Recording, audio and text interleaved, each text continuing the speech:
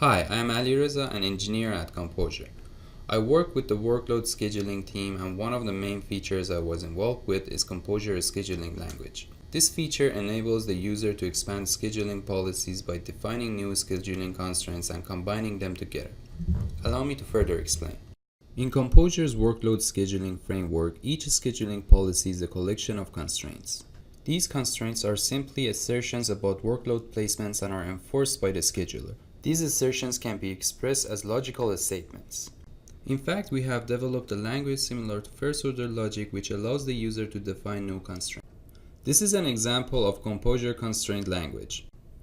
In this example, we have expressed that any workload with the tag T1 should not be placed on the same machine that hosts workloads with the tag T2 and vice versa. We call this constraint tag-based anti-affinity. There are two parts to defining a new scheduling policy. First, defining new constraints as required, and second, combining various constraints to create a new policy. Multi-Cloud Optimizer comes prepackaged with a set of existing constraints. However, using the constraint language, the user can expand the existing constraint set and create new policies that include those new constraints. I will demonstrate this feature through the following scenario. Here on the scheduler page, you can see there are two Docker clouds, each with two Docker hosts. Let's go ahead and deploy a workload plan. We will call it P1. As you can see, MCO offers 8 predefined scheduling policies. We will select the basic scheduling policy for this plan. We also select Cloud 1 for this deployment.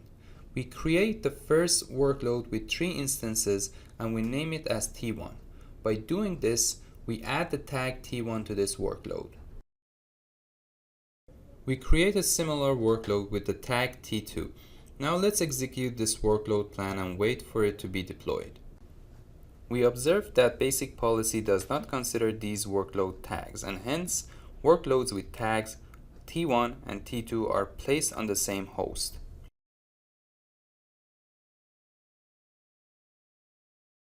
As mentioned before, MCO offers a set of predefined constraints, 31 constraints to be exact. Let us add the newly defined constraint. This can simply be done by uploading the constraint file that I showed you earlier.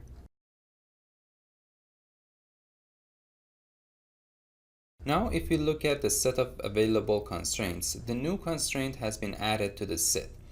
We choose to include this constraint in our new policy along with several other constraints which enforce valid workload placement. These other constraints are the same constraints used in the basic scheduling policy.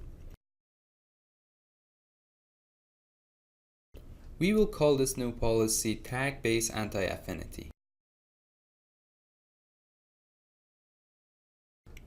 Next, we want to deploy another workload plan with this new policy. This time we use Cloud 2. We apply the same configuration as Plan 1 for our workloads and deploy the plan.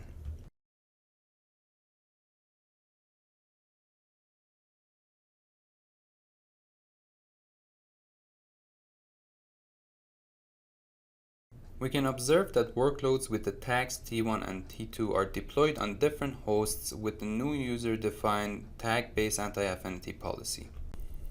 Here we conclude our presentation by summarizing MCO's scheduling language feature.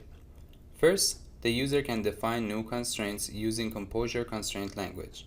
Second, the user can create new policies by combining available constraints.